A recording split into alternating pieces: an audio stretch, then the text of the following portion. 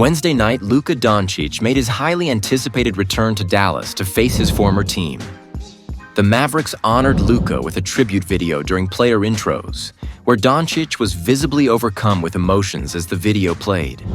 The superstar was able to channel his emotions and lock in for the game, where he erupted for 45 points while hitting 7 out of 10 threes. Luka and the Lakers officially clinched a playoff berth with the victory. The Denver Nuggets fired coach Michael Malone this week in a shocking move, as the team is set to enter the playoffs with the regular season nearing an end. The Nuggets also fired their GM Calvin Booth the same day. There's been reports that there were issues between Malone and Booth, and it appears that ownership decided to just cut ties and start fresh, hoping the move will energize the team before the playoffs. It has also been reported that Malone's decision to continue playing Russell Westbrook in crucial moments was met with negative feelings by many key players behind the scenes.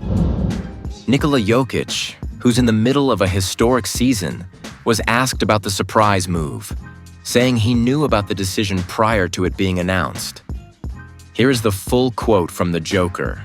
I'm not going to say what Josh told me, so, I knew a little bit before everybody, and he told me, we made a decision, so it wasn't a discussion, it was a decision, and, he told me why, and so I listened and I accepted, I'm not going to tell what he told me, I'm going to keep that private. Jokic has wasted no time since Malone's firing, as a clip has gone viral of the Joker drawing up a play for his team on the sidelines during the Nuggets' first game without Malone. Take a look. Check this out, Jerry. Look who's drawing up plays in this Denver huddle. That's their center, their future Hall of Famer, Jokic, with the clipboard, the whiteboard right there. I tell you what, if I had Jokic... NBA legend Shaquille O'Neal spoke on his podcast about the modern NBA and trashed the current era of players in an expletive-laced rant, where he even said one player should be arrested. It's physical. Right now, you get a flagrant foul, you get fined, suspended. Like, guys ain't even fouling hard no more. Back before I played, it was crazy, but when I played, it was crazy. But even before, like the 80s going to 90s, it was probably more physical then. But people get mad. It's just a product of what I see. I seen what greatness is. Been there, played with them. I don't see that all the time over here. So you want me to give these the same props I'm giving them? That shit will never happen. So you can call it hate if you want. But even with the word hate, like these kids that like to throw that word around. You ain't fucking great and I'm great. How the fuck can I hate on you? That don't make no sense. I'm in the building. You're not in the building. So how the fuck can I hate on you? People say Charles and I, we're ruining the game talking about the product because the product is shit. Fuck, show me greatness. Like, y'all pay a lot of money for these shoes and I want to see be great.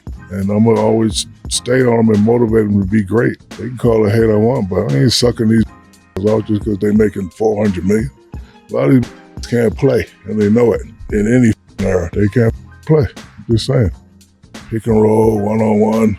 I fucking can't play, dog. Joker can play. Giannis can play. Dame, a couple of these guys can play, but a lot of these can't play.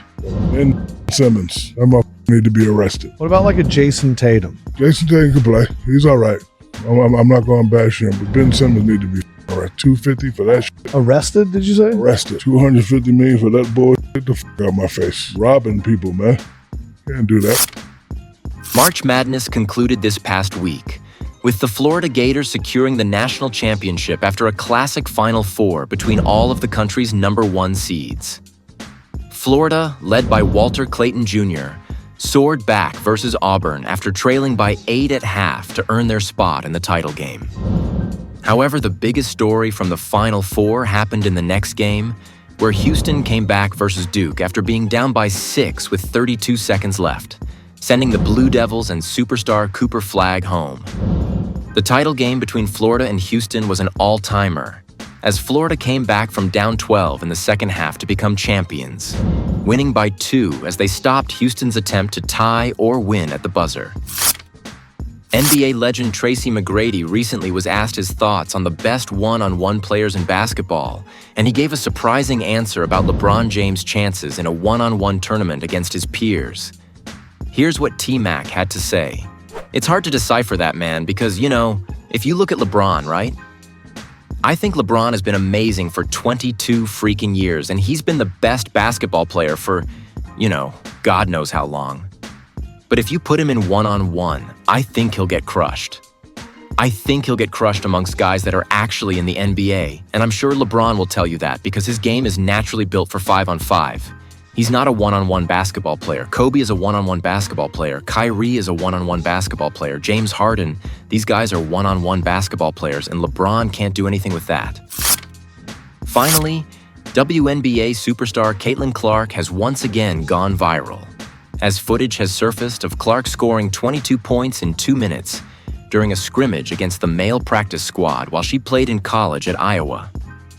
In this case, seeing is believing.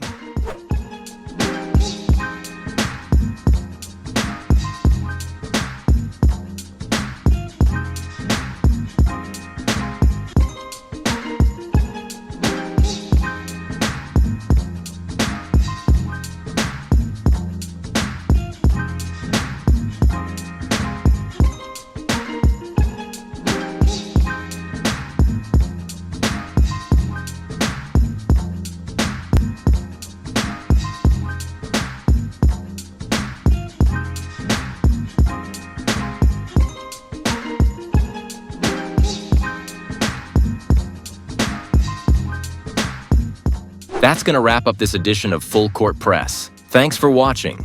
And for more up-to-date NBA news, rumors, and stories, subscribe to the channel.